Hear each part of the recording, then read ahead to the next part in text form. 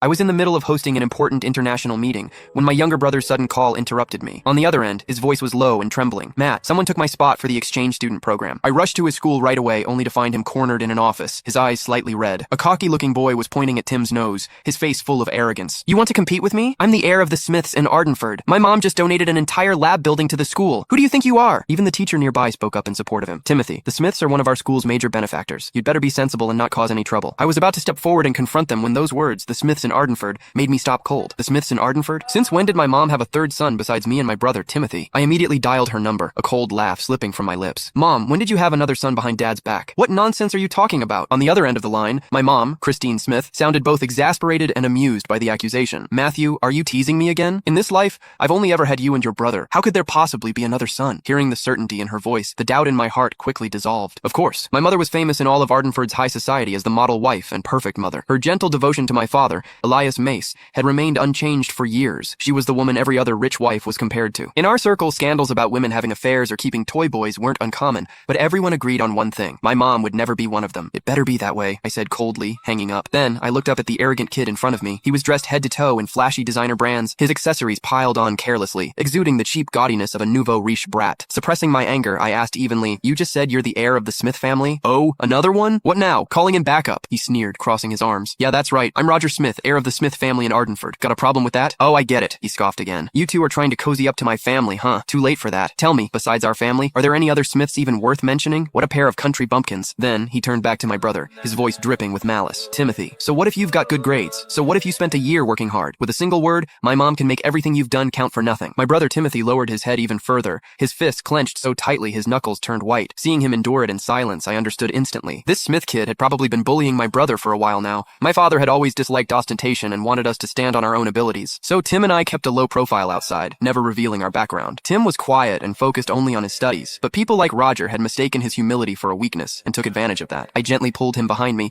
and turned my cold gaze back to Roger. "As far as I know, all the paperwork and approvals for the exchange program have already gone through. Replacing someone at the last minute isn't exactly by the rules, is it?" "Rules?" Roger let out a mocking laugh. With a smug grin, he pulled a stack of documents from his bag and waved them in front of me. "You mean these? Timothy's application documents? Sorry, never made it to the office. I held onto them myself." Roger smiled brightly, but the words that came out of his mouth were vicious. "So you see, the final list the school submitted only had one name from start to finish. Mine, Roger Smith. No matter how well prepared he was, what good would it do him?" As soon as he finished, he tore in half, right in front of me, the stack of documents Timothy had poured countless days and nights of effort into. "Matt!" Timothy's voice cracked as he shouted, his eyes instantly reddening. I watched those papers scatter to the ground, fury blazing through me in an instant. I'd seen shameless people before, but never anyone this brazenly shameless. "You!" My blood surged, the veins at my temples throbbing. "What about me?" Roger sneered, grinding the shredded papers